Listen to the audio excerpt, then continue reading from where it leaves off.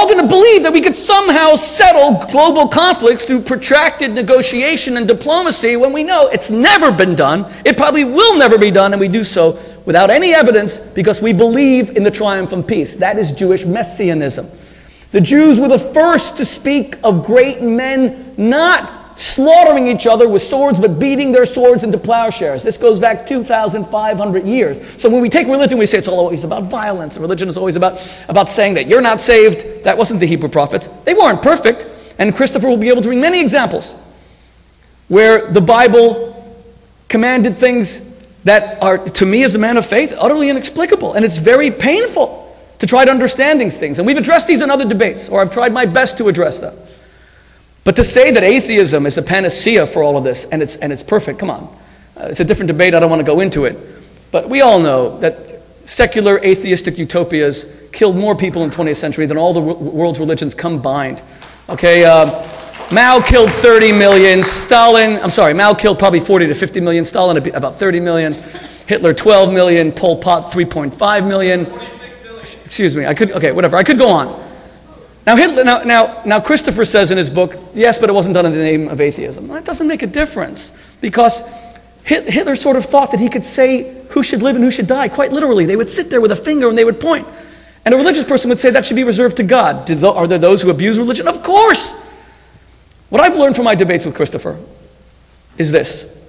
Believe it or not, and I will say something that I know is on the record, and I am not a Jewish secularist. I am a profoundly and proudly Orthodox Jew who prays 3 times a day, eats kosher food, will fast on Yom Kippur. But I will not embrace, nor will I preach, a false idea of religion that has done so much harm to religion. I state here emphatically, without any fear of refutation, that my Islamic brothers and sisters serve the one true God, and they are my brothers. That my Christian brothers and sisters serve the one true God, and they are my brothers. That Christopher Hitchens, who doesn't believe in any God, works for humanity, points out hypocrisy on the part of those who deserve to hear it. Religion needs strong critics, and he serves the cause of humanity, which for me is sort of the same thing, because I think God loves his children more than he cares about himself. And the very first rule of the Bible, Leviticus 19, is to love your fellow man as yourself. What does Maimonides say about the afterlife?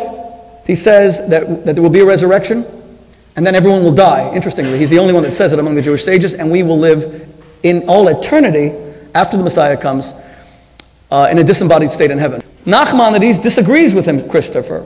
He says that when you die, yes, there is an abode of souls, because there is a soul. But Nachmanides says, Rabbi Moses ben Nachman, that although there's an abode where the eternity of the soul experiences the bliss of being in the divine presence, ultimately those souls will be, as you said, resurrected in bodies, because it is only this world that matters. It is the justice, the righteousness, and good deeds in this world that matters.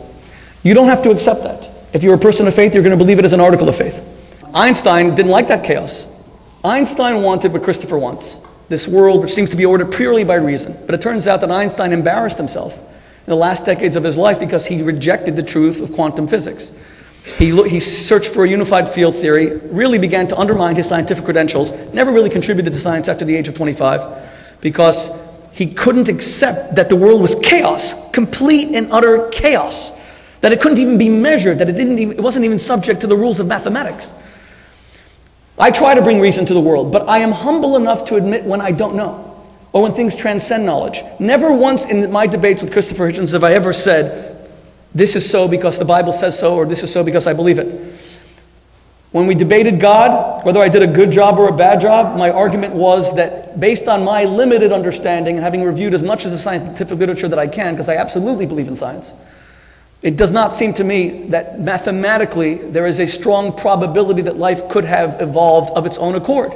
And I've looked at the math, and I still retain that attention. I've looked at the anthropic principle, so many other things that seem to show that the world has a unique precision that would defy an accident. When I debated Christopher on whether we need God to be good, I believe that unless you have some divine authority that says it's always wrong to murder, human beings will always find a reason to murder, including religious people who will use whatever they find in religion to justify their own reasons for murder. But I'm not going to murder. I disagree with Christopher's opinion about settlers being the cause of Middle Eastern conflict. I believe in the Middle East, it's my opinion, that right now it's Hamas and Hezbollah. funded by Iran. And I know many settlers, but let me tell you, and many settlers, and the vast majority of settlers that I know are people who just want to live in peace. And yes, they believe not just in the divine nature of the land, although there are those who absolutely believe in that, but mostly they believe that they've tried peace, it hasn't worked, so now Israel has to hunker down and just control strategic points. Many of them are there for that reason. Many of them are secular, by the way. But let me just tell you, when Baruch Goldstein killed 29 Arabs on Purim Day, the happiest, most celebratory day of the Jewish calendar, my house was firebombed that night. It was a Spanish au pair that saved my children's lives. I said that day that Baruch Goldstein, some Jews, a tiny minority, excused what he did. They said, the guy snapped. You know, he was treating so many of his friends who were stabbed to death. You can't blame him. He used to treat Arabs too, and he did. But he snapped. And the others said, no, he actually had intelligence that the Arabs of Hebron were going to attack the settlements, so he preempted their murder by striking a blow, you know, the doctrine of preemption. I got up in front of national TV after my house was firebombed and I said, Baruch Goldstein, and I'll say it right now, although it'll disappoint some Jews, and I've been criticized for it heavily, strongly, Baruch Goldstein is a cold-blooded killer, an abomination to Judaism. There is never an excuse to kill someone who is innocent, ever. The only excuse to kill is in self-defense, period. If someone wants to take your life. These were 29 innocent people who just wanted to pray. I say that on what? Based on the religious authority of God saying do not kill. And when my Palestinian brothers and sisters turn to me and say, but come on, Shmuley, we have to do suicide bombings because we don't have helicopter gunships. We have to strike back because there's all these Israeli checkpoints. Okay, I hear you. But let me just tell you, your religion also says do not murder. Ever. Even when you have checkpoints. The Jews were subjected to, let me use the classic British understatement, the Jews had a rough time in Nazi Germany. But they never blew up nurseries. They didn't resort to blowing up buses. They never used that as an excuse to punish innocent children. And I say that to my Arab brothers and sisters, based on the religious authority that you cannot kill. Religion does have an application, but I got to tell you, so does atheism. I wrote an article about Christopher's illness. I told the story of Rabbi Zusha of Anapoli that he told his students, one of the greatest Hasidic masters, he said, atheism is necessary for faith. And they were about to tear their clothing. They heard blasphemy. Atheism is necessary for faith? He said to them, every time you see someone who's hungry, someone who's naked, who needs clothing, your first reaction as a religious person is, there's a God, he'll provide. You're supposed to doubt it sometimes. What if there is no God? What if I am the one who must stand in God's stead? We need intelligent critics of religion. My whole problem with Christopher Hitchens has simply been this, that he finds no redeeming qualities of religion at all. You can criticize the Catholic Church. What happened to the pedophilia scandals are disgusting, abominable. But are you going to criticize an organization that runs the largest network of orphanages, hospitals, and schools in the entire world? Are you going to say it's all bad?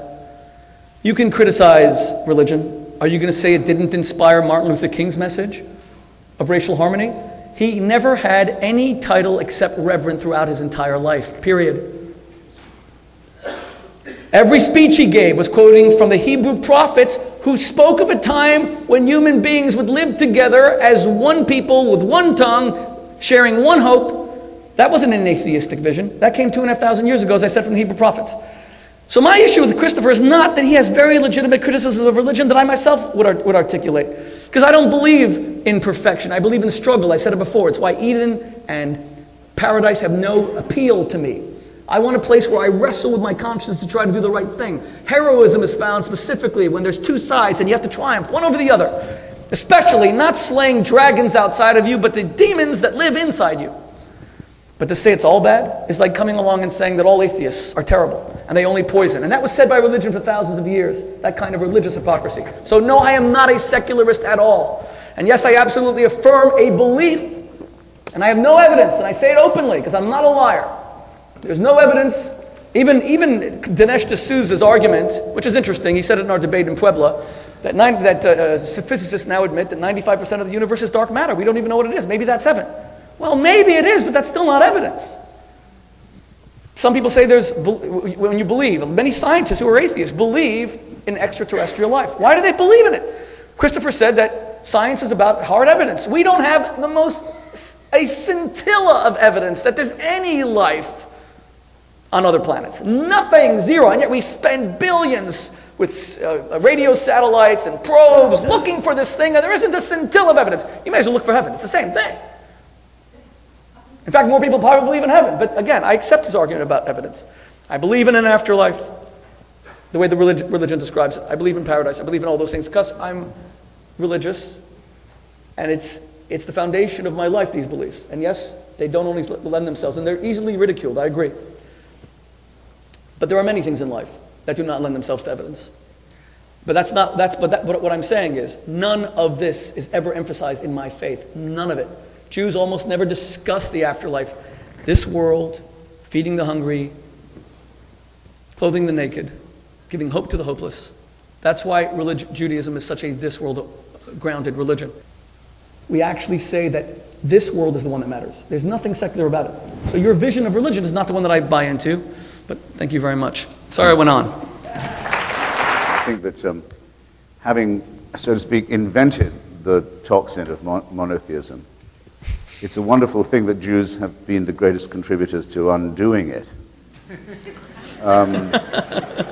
By means of discovery in every possible field of endeavor, beginning with the great first Baruch, and then when he changed his name, Benedict Spinoza, who was the first one to see through the idea of a creator God, a personal God, one who answered prayers, one who made special covenants with different tribes, and all this other delusion, and for his pains was very, very horribly expelled and bullied out of his synagogue in Amsterdam and pelted around Europe by all the Christian powers who for once agreed with what the leaders of a synagogue had done by way of putting an end to free thinking. And we still don't know whether we have as much as half of what Spinoza actually wrote, a lot of which had to be in code.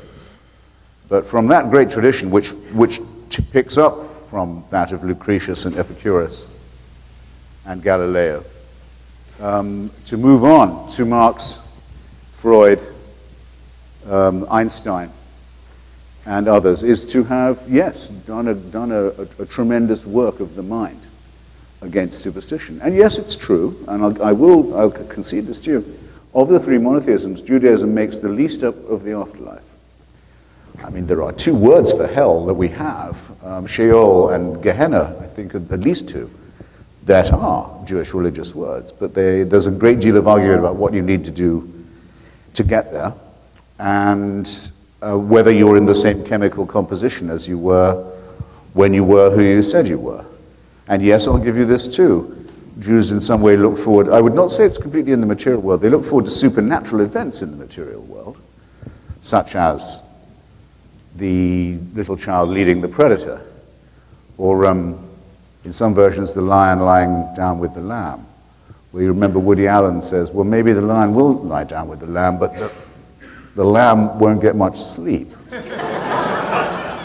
You know, it's still expecting supernatural results in the natural world, which to me qualifies as religious. Of course, there could be an afterlife and no God. That's quite possible.